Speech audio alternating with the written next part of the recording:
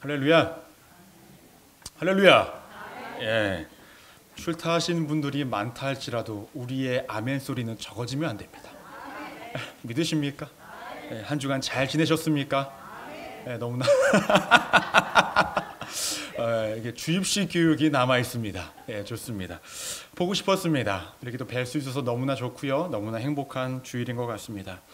한 주간 어떻게 보내셨습니까? 분주하게 보내신 분들도 있고 또 가족들을 만나신 분들도 있고 또한 또 조금 여유 있게 보내신 분들도 있으실 것입니다. 각자 다양한 일상 속에서 다양한 삶의 모습으로 살아가셨을 텐데 이 시간만큼은 우리가 다양한 모습으로 나아가는 것이 아니라 하나님의 자녀로서 주님을 바라보는 그 자녀의 모습으로서 동일한 모습으로 하나님께 나아가기를 소망합니다.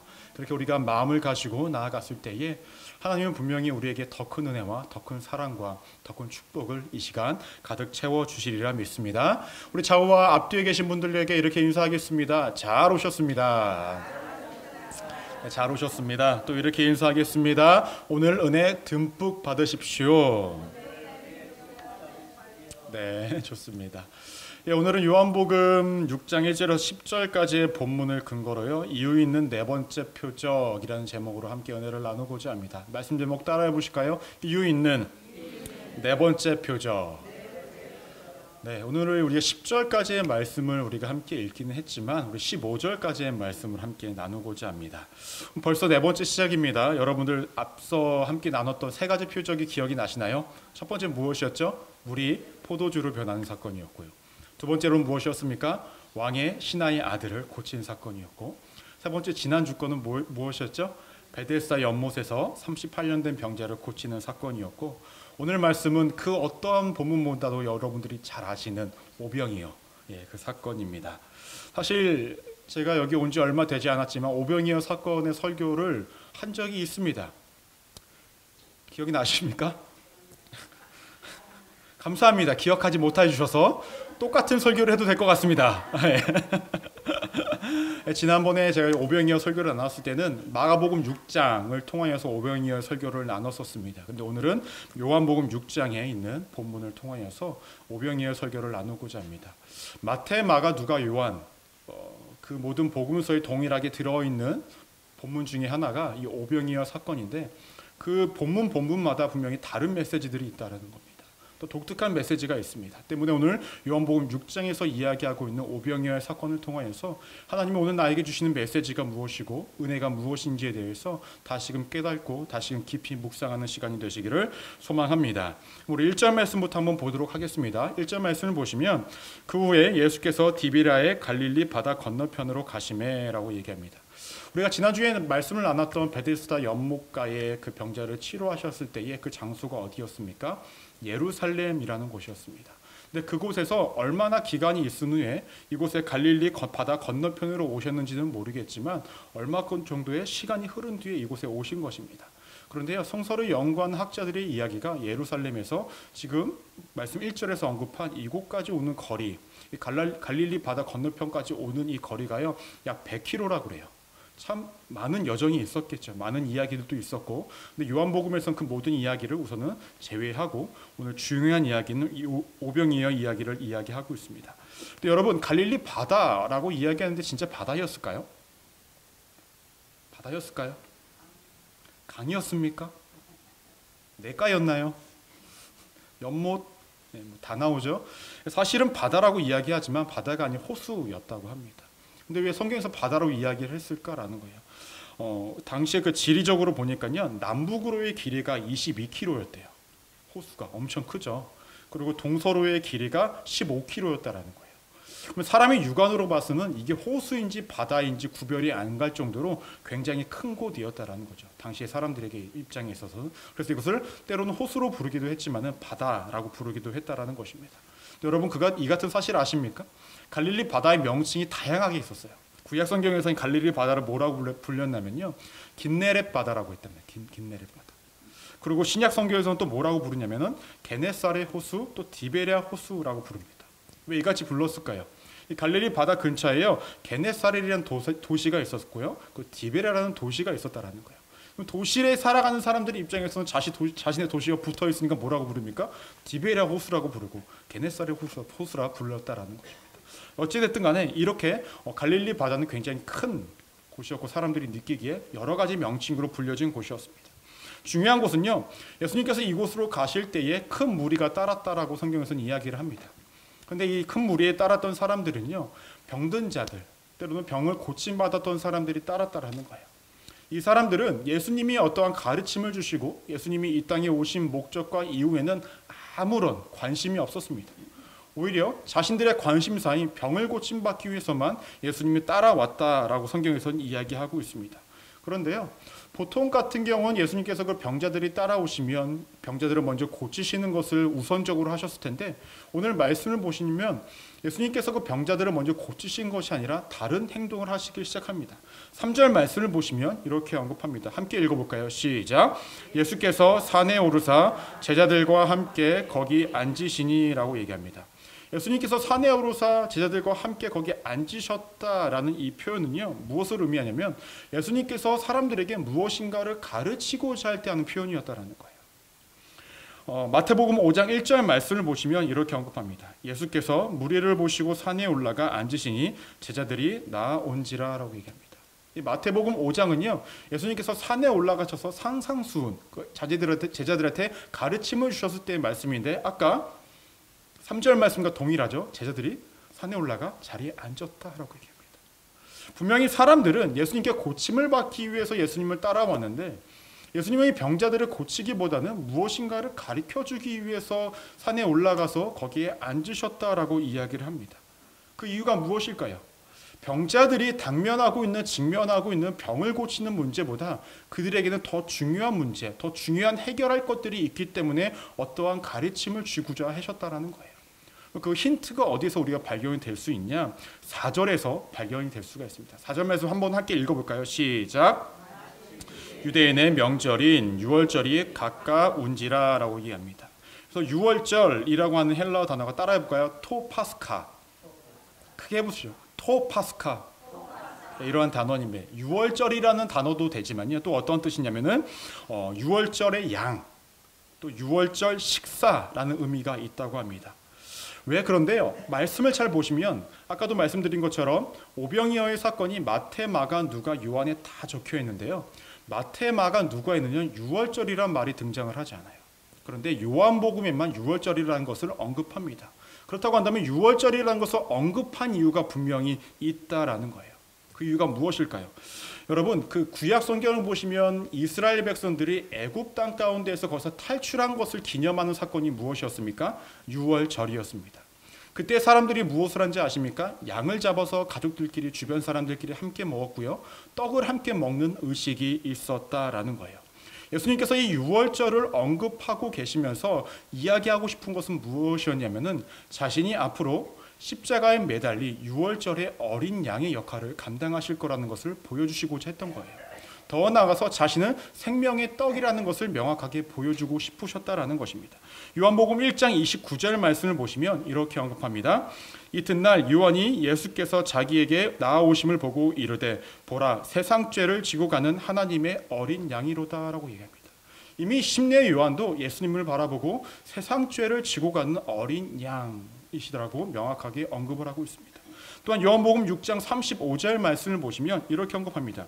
예수께서 이르시되 나는 생명의 떡이니 내게 오는 자는 결코 줄이지 아니할 터이요 나를 믿는 자는 영원히 목마르지 아니하리라 라고 말씀하시면서 예수님은 분명히 자신이 세상 죄를 짊어지고 가는 유월절에 속죄 제물로서 역할을 감당할 거고, 나는 이 땅 가운데 살아가는 너희 모든 백성들을 위한 생명의 떡으로서의 역할을 감당하겠다라는 것을 이 유월절 사건, 이 오병이어를 통하여서 명확하게 보여주고 계시다라는 것입니다.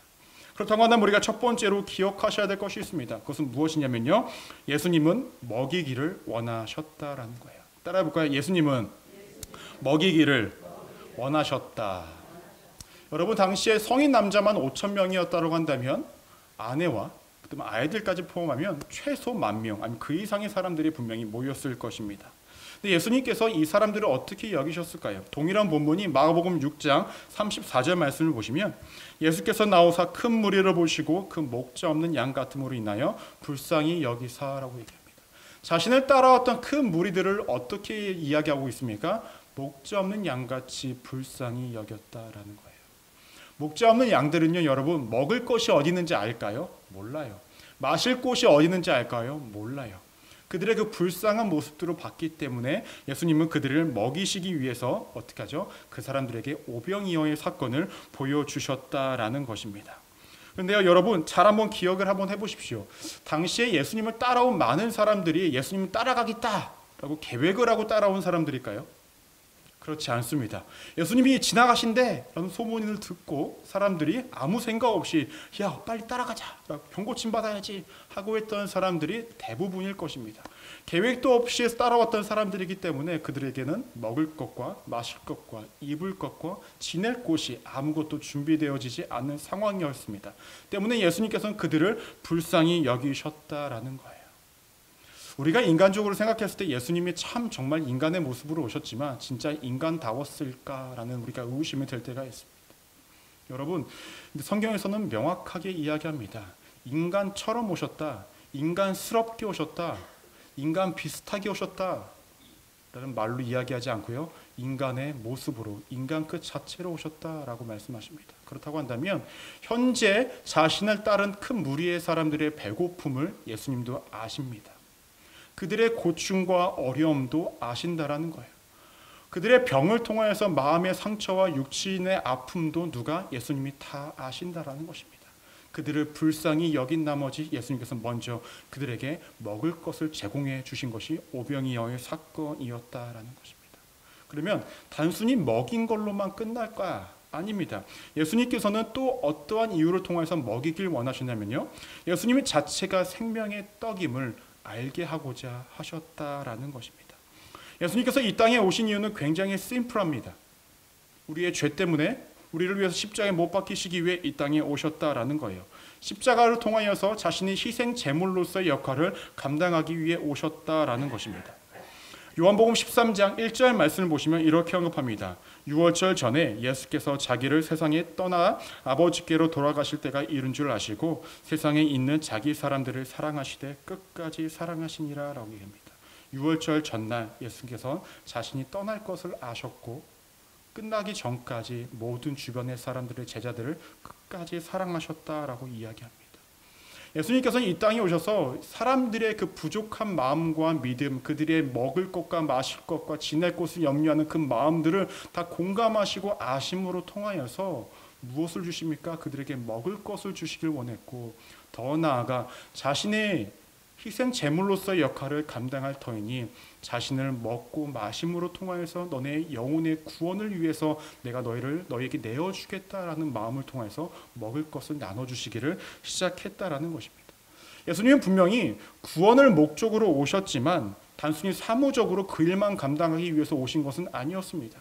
우리의 힘듦과 어려움도 아셔서 우리의 인간으로서 삶을 살아갈 때에 궁핍함과 어려움을 채우시기 위해서 오셨고, 더 나아가서 궁극적인 목적인 구원까지 이루기 위해서 이 땅에 오셨다라는 것입니다. 그런데 여러분, 대부분의 사람들은 자신의 배고픔만을 해결하기 위해 예수님 앞에 나아간다라는 거예요. 하지만 예수님께서는 너희의 배고픔을 해결해 주는 것은 배고픔만 해결해 주기 위한 목적이 아니라 배고픔을 해결해 줌으로 통하여서 너희가 내가 하나님의 아들임을 알기를 원한다라는 그 본질적인 목적을 함께 보여주고 있었다라는 것입니다. 여러분, 기억하십시오. 우리의 삶에도요, 예수님을 따랐던 많은 사람들처럼 육체의 병과 삶의 힘듦과 어려움들, 때로는 배고픔 가운데의 어려움들에 빠질 수가 있습니다. 예수님은 그것을 방관하시는 분이 아니라는 것입니다. 우리의 먹을 것도 분명히 채워주시기를 원하십니다. 하지만 그것만이 전부가 아니라는 것도 기억하셔야 됩니다. 예수님께서 우리의 배고픔뿐만 아니라 우리의 영혼의 나약함과 하나님의 목적과 하나님을 향한 우리의 마음과 믿음을 굳건히 붙잡아 주시기 위해 이 땅에 오셨고 우리의 어려움 가운데 그 모든 문제를 해결하신다라는 것입니다. 여러분, 우리가 인생을 살아갈 때에 당장의 어려움만 해결하기 위해 발버둥 치지 마십시오. 그 문제 뒤에는, 그 문제 너머에는 하나님의 일하심과 하나님의 목적과 하나님의 뜻이 반드시 있다는 것입니다. 믿으십니까? 그렇다고 한다면 내 문제 해결이 인생의 끝이 아니라 문제 해결을 통해서 나에게 주시는 하나님의 마음이 무엇인지, 하나님의 뜻이 무엇인지 각자의 삶 가운데서 깨달으시고 발견하시는 우리 믿음의 성도님들 되시기를 주님의 이름으로 축원합니다. 우리가 말씀을 이어서 보시면요, 5절 말씀에서 이렇게 언급합니다. 예수께서 눈을 들어 큰 무리가 자기에게로 오는 것을 보시고 빌립에게 이르시되 우리가 어디서 떡을 사서 이 사람들을 먹이겠느냐 하시니라고 빌립에게 물으십니다. 이때 빌립이 뭐라고 대답하냐면요, 7절 말씀을 함께 우리 읽어볼까요? 시작. 빌립이 대답하되 각 사람으로 조금씩 받게 할지라도 200데나리온의 떡이 부족하리이다 라고 얘기합니다. 여러분, 한 데나리온이라는 것은 성인 남자가 하루에 일했을 때 벌어들이는 수익이라고 합니다. 현재 이 많은 사람들이 먹기 위해서는 200데나리온, 그러니까 200일의 수익이 필요하다라는 거예요. 그런데 200일의 수익을 갖고 와서 떡을 산다 할지라도 사람들이 배부르게 먹는 것이 또 아니었다라는 거예요. 그렇죠? 말씀을 보니까 이렇게 이야기를 합니다. 근데 중요한 것은 왜 마태, 마가, 누가복음에는 예수님께서 빌립에게 이러한 질문을 던지신 이야기가 없냐라는 거예요. 없습니다. 왜 요한복음에만 빌립에게 이러한 질문을 던지셨는가라는 것입니다. 분명히 이유와 목적이 있겠죠. 분명히 알게 하시고자 하는 것이 분명히 있다라는 것입니다. 예수님은 빌립에게 말씀하십니다. 우리가 어디에 가서 떡을 사서 이 사람들을 먹여야 하냐? 라고 질문을 했습니다. 근데 빌립은 대답은 심플합니다. 결론적으로 할 수 없습니다. 라는 것입니다. 이 질문을 던진 이유가 명확합니다. 그래서 우리 기억해야 할 두 번째가 있다면 그건 무엇이냐면은 예수님을 알기를 원하셨다라는 거예요. 따라볼까요? 예수님을 알기를 원하셨습니다. 왜 예수님은 빌립에게 이러한 질문을 던지셨을까? 6절 말씀을 보시면 이렇게 언급합니다. 이렇게 말씀하심은 친히 어떻게 하실지 아시고 빌립을 시험하고자 하심이라라고 얘기합니다. 비염을 시험하기 위해서 이렇게 말씀하셨다라고 얘기합니다.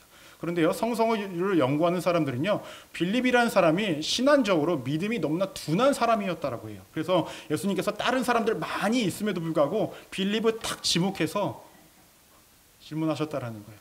여러분, 앞에 서 있으면요, 누가 설교를 잘 듣는지, 누가 딴 생각하는지, 누가 졸고 있는지 다 보일까요? 안 보일까요? 보입니다. 학교 선생님이요, 귀신같이 알아요. 졸고 있는지, 잘 듣고 있는지, 못 듣고 있는지 잘 압니다. 그렇지, 예원아? 잘 압니다. 왜 그럴까요? 앞에서 보면 다 보여요. 더구나 예수님은 빌립과 함께 지내온 세월들이 있었기 때문에 빌립이 어떠한 존재인지 잘 아셨을 것입니다. 그래서 빌립에게 질문했다라고 이렇게 이야기합니다. 증거 본문도 있어요. 우리 요한복음 14장 8절에서 9절 말씀을 보시면 이렇게 언급합니다. 빌립이 이르되 주여 아버지를 우리에게 보여주옵소서. 그리하면 족하겠나이다. 예수께서 이르시되 빌립아 내가 이렇게 너와 함께 있을 때 내가 나를 알지 못하느냐? 나를 본 자는 아버지를 보았거늘 어찌하여 아버지를 보이려 하느냐라고 얘기합니다. 예수님께서는 지속적으로 빌립에게 하나님이 나를 보내셨고 내가 그 무슨 대행자로서의 역할을 감당하는 자다라고 얘기했는데 빌립은 하나님을 보여주십시오. 보여달라고 라고 이렇게 이야기를 하는 거예요. 빌립의 우둔한 믿음이 여기서 드러나고 있습니다. 물론 이러한 여러 가지 이야기들이 있지만은 저는 말씀을 묵상하면서 예수님께서 왜 빌립에게 이러한 질문을 하셨을까를 고민하게 되었습니다. 그런데요, 오늘 말씀을 잘 보시면 이곳에 지금 현재 갈릴리 바다 건너편에 있는 이 디베라 이곳에 가까운 곳에 살았던 사람이 누구였냐면요, 빌립이었다라는 거예요. 빌립은 베세다에 살았던 사람인데 지금 현재 있는 위치와 굉장히 맞닿아 있고 굉장히 가까운 곳에 있었다라는 것입니다. 그렇다고 한다면 예수님께서 빌립에게 이 같은 질문을 던지신 이유가 무엇일까? 빌립이라면 무엇을 좀 알지 않았을까? 이 근처 사람이니까 어디 가면 먹을 것을 구할 수 있고 이 근처에 이 지역에 대한 정보를 알고 있을 거라고 이렇게 생각을 하셨기 때문에 아마 질문을 던지셨을 것입니다. 그런데 빌립의 대답은 무엇입니까? 자신이 여기서 살아보니 예수님, 떡 구할 곳 없습니다. 돈도 없습니다. 우리 할 수 있는 거 아무것도 없습니다. 라는 대답으로 누구나 할 수 있는 대답을 합니다. 그런데 여러분, 결론적으로 어떻게 되었습니까? 오늘 말씀 13절 말씀을 보시면 이렇게 언급합니다. 이에 거두니 보리떡 5개로 먹고 남은 조각이 12바구니에 찼더라 라고 얘기합니다. 빌립은 자신이 살아온 환경 가운데서 아무런 답도 찾지 못하고 자신의 경험에 따라, 자신의 지식에 따라, 자신이 알고 있는 것에 따라 예수님께 대답을 하였는데 그 같은 결론이 나왔습니까? 아닙니다. 모든 사람들이 먹고 먹을 것이 남았다라고 얘기합니다.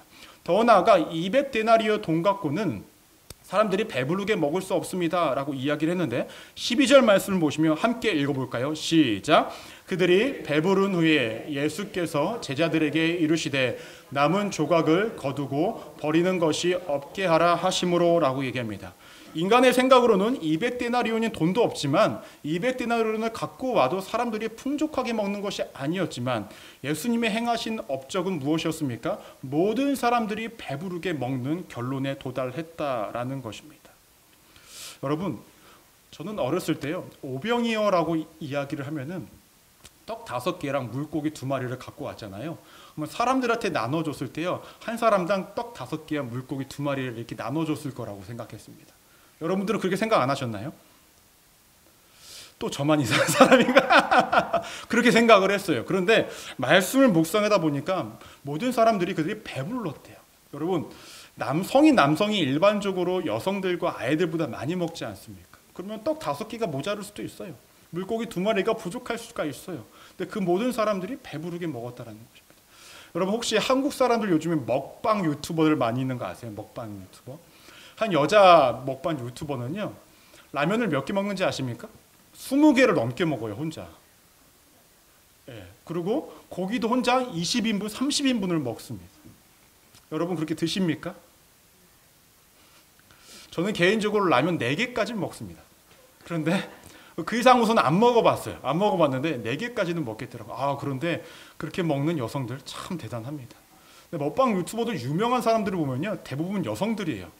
근데 화가 나는 것이 있습니다. 짜증이 나는 것이 있어요. 뭔지 아십니까? 살도 안 쪄요. 대부분은 안 뚱뚱해요. 말랐어요. 참 신기하더라고요. 근데 어쨌든 말씀 다시 돌아오면요, 그 모든 사람들이 어떻게 하죠? 다 배부르게 먹었다라는 거예요.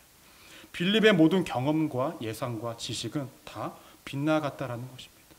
빌립이 고려하지 않은 것이 무엇인지 아십니까? 그의 곁에 예수님이 계시다라는 것을 고려하지 않았어요. 그리고 지금까지 예수님이 행하신 업적을 보면 병든 사람들, 죽은 사람을 살리는 역할들은 감당하셨지만 산 사람들에게 무엇인가를 하지 않으셨기 때문에 그 같은 행동을 하실 거라 예상을 못했다라는 것입니다. 예수님은 빌립에게 알려주고 싶으셨던 거예요. 무엇을요? 내가 너의 곁에 있다라는 것. 내가 너의 생각 속에, 너의 경험 속에, 너의 지혜 속에, 너의 모든 것 속에 내가 반드시 들어가야 한다는 그것을 꼭 알게 해주고 싶었다라는 것입니다. 하지만 빌립은 그것을 고려하지 않았기 때문에 자신의 모든 생각과 경험들이 다 물거품되는 아무런 효과가 없는 것이 되어졌다라는 것입니다. 여러분, 그런데요, 더 재밌는 것은 무엇인지 아십니까? 이어서 9절 말씀을 보시면 안드레가 등장을 합니다. 9절 말씀을 보시면 여기 한 아이가 있어 보리떡 5개와 물고기 2마리를 가지고 있나이다. 그러나 그것이 이 많은 사람에게 얼마나 되겠사옵나이까? 라고 얘기합니다. 안드레의 말은 사실입니다. 이 아이가 갖고 온 적은 이 양의 먹을 것들은 이 많은 사람들에게 무슨 소용이 있겠습니까? 라고 얘기해요.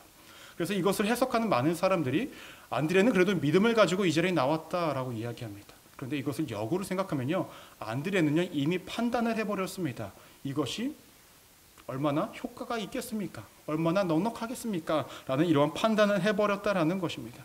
근데 여러분, 중요한 것이 있습니다. 그 무엇인지 아십니까? 예수님 앞에서는요, 많게 갖고 가져오고 적게 갖고 오고는 아무런 의미가 없다라는 거예요. 믿으십니까? 적고 많고는 예수님이 판단하시지 인간이 판단할 문제가 아니라는 거예요. 적은 것도 크게 만드시고 큰 것도 적게 만드실 수 있는 분이 예수님이셨다라는 것입니다. 이렇게 본다면 여러분 한번 기억해 보십시오. 빌립은 빌립대로 생각이 많았습니다. 그래서 자신의 생각과 모든 계산과 모든 판단을 가지고 예수님한테 말씀드린 것이 무엇이었습니까? 예수님, 할 수 있는 것이 아무것도 없습니다. 그런 모든 경험과 지식과 생각들은 무의미해졌습니다. 안드레가 자신의 판단을 내리고 결론을 내리고 예수님 앞에 가지고 나와서 드렸습니다. 근데 그것은 어떠한 의미가 있었습니까? 아무런 의미가 없는 판단이었고 결론이었다라는 것입니다. 여러분, 인생을 살아갈 때에 우리가 항상 고려하고 알고 깨닫고 마음속에 새겨놔야 할 것이 있다면 그것은 무엇인지 아십니까? 예수님이 나와 함께 있다라는 것입니다. 그렇다고 한다면 우리가 모두 생각하는 것, 우리가 모두 고려하는 것, 우리가 모두 판단하는 것 가운데에 예수님이 나와 함께 하시겠다라는 것, 예수님 나와 함께 하신다라는 것을 우리가 기억하고 고려하고 우리가 믿고 있다고 한다면 내 마음대로 판단을 내리고 내 규칙과 내 생각과 내 경험대로 모든 것들을 결론 내리지 않을 것이라는 거예요. 그저 우리는 믿음으로 예수님께 간구하는 인생만 되어지면 된다는 것입니다. 예수님께서는 이것을 알려주고자 했다는 것입니다. 단순히 내가 먹을 것을 줄게, 먹을 것을 챙겨줄게 이러한 수준이 아니라 너희 곁에 내가 있다라는 것, 너희 곁에 항상 내가 있다라는 것, 그 하나 너네가 잊지 않았으면 좋겠다라는 것이 오늘 말씀 가운데에 내포되어져 있다는 것입니다. 마지막으로 우리가 기억하셔야 될 것이 있습니다. 그것은 무엇인지 아십니까? 예수님은 깨닫기를 원하셨다라는 것입니다. 따라해 보실까요? 예수님은 깨닫기를 원하셨습니다. 14절 말씀을 보시면 이렇게 언급합니다. 그 사람들이 예수께서 행하신 이 표적을 보고 말하되 이는 참으로 세상에 오실 그 선지자더라라고 얘기합니다. 많은 표현들이 있을 텐데 왜 하필 그 선지자다라고 얘기했을까요? 왜 그 선지자? 이유는 간단합니다. 당시에 모세가 애굽 사람들을 어디서 애굽에서 이끌고 나왔을 때에 그 역할을 누가 했습니까? 모세가 했죠. 근데 그 역할을 누가? 예수님이 해줄 것이다 라고 생각을 했다는 거예요. 신명기 18장 18절 말씀을 보시면 이렇게 언급합니다. 내가 그들의 형제 중에서 너와 같은 선지자 하나를 그들을 위하여 일으키고 내 말을 그 입에 두리니 내가 그에게 명령하는 것을 그가 무리에게 다 말하리라 라고 이야기를 합니다. 여러분, 모세가 이 같은 말을 백성들에게 했습니다. 근데 이 같은 말의 실현이 누구에게? 예수님을 통하여서 이루어졌다라고 사람들이 믿기를 시작하는 거예요. 때문에 다시금 모세와 같은 존재가 나타났다라고 생각을 하면서 예수님을 그 선지자라고 부르면서 자신들을 로마의 치하로부터 건져주기를 원했다라는 거예요. 로마의 통치로부터 자신들을 벗어나 주기를 원했다라는 거예요. 전과 같이 이스라엘 백성들이 이제는 자신들이 힘을 가지고 능력을 가지고 자신들이 왕을 가운데에 왕과 함께 따로 살기를 원했다라는 거예요. 때문에 뭐라고 얘기하냐면 15절 말씀을 보시면 그러므로 예수께서 그들이 와서 자기를 억지로 붙들어 임금으로 삼으려는 줄 아시고 다시 혼자 산으로 떠나 가시니라 라고 얘기합니다. 당시에 사람들의 이러한 어리석음, 잘못된 믿음을 갖고 있는 것을 보시고 그 자리를 떠나십니다. 왜 이같이 행하셨을까요? 이유는 간단합니다. 예수님은 이 땅 가운데 전쟁을 위해서 오신 것이 아니고 평화를 위해서 오셨죠. 우리의 죄의 문제를 해결하시기 위해서 오신 것이 죄를 만들기 위해서 오신 분이 아니었다라는 거예요. 때문에 예수님께서는 그 자리를 피하십니다. 그런데요, 누군가는 예수님께서 이 자리를 피하시는 것을 이렇게 생각할 수도 있습니다. 기왕에 사람들이 그렇게 한 거 잘 추스려서 잘 무리 이끌어서 좀 어떻게 좀 잘 해보면 되지 않겠냐? 왜 이렇게 책임 회피처럼 돌아서냐? 왜 인간의 관심과 인간의 어떤 필요에 어떤 방관하는 자처럼 그렇게 살아가시느냐라고 이야기를 하실 수 있습니다. 그러나 여러분, 말씀 오늘 처음부터 끝까지 한번 잘 보십시오. 예수님은 인간의 필요에 대해서, 인간의 힘든과 어려움에 대해서 방관하셨습니까? 아닙니다. 그들을 목자 없는 양같이 여겨 그들을 불쌍히 여기셨고 그들이 당장 필요한 먹을 것을 먹게 하시고 그들과 함께 하시는 모습이 1차적으로 이루어졌다라는 거예요. 더 나아가서 거기서 멈추신 것이 아니라 그 먹이는 사건을 통하여서 그것이 무엇을 의미하는지도 명확히 알려주시고자 원하셨고 그것을 너희가 알므로 통하여서 너네가 정말로 나를 믿어 예수 그리스도의 구원의 본질을 깨달아 정말로 구원에까지 이르기를 원하셨다라는 것입니다. 이렇게 본다면 여러분 단순히 오병이어의 사건이 우와 작은 곳에서 많은 것을 만드셨네 우와 대단하다 라는 그러한 단순한 먹이고 마시게 한 사건이 아니었다라는 것입니다. 여러분 우리가 인생을 살아갈 때에 우리도 큰 무리와 같은 그 군중 가운데 휩싸여 살아가는 인생이 될 수도 있습니다. 단순히 나의 병고침을 받기 위해 예수님을 따를 수도 있고요. 나의 문제 해결을 받기 위해 예수님을 따르는 인생도 될 수가 있습니다. 그러나 여러분 행여 시작을 그렇게 하셨을지라도 예수님이 보여주셨던 오병이어의 사건을 통해서 내가 그 떡과 그 물고기를 먹음으로 통하여서 이제는 우리가 깨달아야 한다는 거예요. 우리의 인생 가운데서도 나의 힘듦과 어려움들이 해결되어졌을 때에 하나님의 은혜와 하나님의 그 은총으로 해결되어졌을 때에 내 문제 끝났다라고 할렐루야 라고 외치고 끝내는 인생이 아니라 그때부터 또 다른 믿음의 여정이 시작된다는 것을 기억하셔야 된다는 것입니다. 주께서 주신 은혜에는 우리에게 대가를 바라시는 것은 아니지만 우리가 목적 있게 살아가는 것을 분명히 원하신다는 거예요. 그 목적은 하나님을 보다 더 깊게 넓게 발견하고 그 은혜를 기억하고 잊지 않으며 매일의 삶 가운데 하나님과 동행하는 인생을 살아가기를 원하신다는 것입니다. 말씀을 정리하고자 합니다. 예수님은 오병이어의 사건을 통하여서 우리를 먹이기를 원하셨습니다. 우리의 육체뿐만 아니라 우리의 영혼까지도 말입니다. 우리가 또 예수님을 알기를 원하셨습니다. 내가 너의 곁에 있는 자임을, 항상 너와 함께하는 자임을 알기를 원하셨다라는 거예요. 마지막으로 예수님을 깨닫기를 원하셨습니다. 나는 너희의 임금이 되려 온 것이 아니라 너희를 구원하러 온 자이니 너네가 나를 믿고 구원을 받기를 원한다. 라는 그런 목적으로 오셨다라는 것입니다. 여러분, 매일의 삶 가운데 이 같은 사실을 잊지 않고 살아가시는 우리 믿음의 성도님들 되시기를 주님의 이름으로 축원합니다. 기도하시겠습니다. 하나님, 단순히 먹이고 입히고 우리의 길을 인도하시는 것을 넘어서 그 말씀 가운데, 그 사건 가운데, 그 표적 가운데의 의미를 깨우치게 하시고 알게 하시니 너무나도 감사를 드립니다. 우리가 보다 주께서 주시는 그 양식을 먹고 마심으로 통하여서 만족하고 자족하는 인생으로 살아가는 것이 아니라 정말로 하나님의 은혜를 발견하고 하나님의 그 뜻을 발견하는 인생이 되어지게 하여 주시고, 예수님께서 나와 언제나 함께하여 하고 계셔서 우리의 모든 선택의 순간과 우리의 삶의 순간순간에 언제나 예수님을 고려하는 인생이 되어질 수 있도록 도와주시며, 예수님, 우리가 항상 깨달음으로 통하여서 나를 위해 죽으시고 부활하신 그 목적을 우리가 명확히 잊지 않고 살아가는 인생이 될 수 있도록 주님 함께하여 주옵소서. 언제나 흔들릴 수밖에 없는 믿음, 여전히 불안한 믿음 가운데 살아가지만 매일 주시는 말씀과 매일 주시는 은혜로 매일의 삶이 흔들릴지언정 벗어나지 않도록 함께하여 주시고, 흔들릴지언정 주의 도를 바르게 걸어갈 수 있도록 주님 언제나 그렇게 인도하여 주옵소서. 언제나 그렇게 우리를 지키시고 함께 하심을 믿으며 살아계신 예수 그리스도 이름으로 간절히 기도드립니다. 아멘.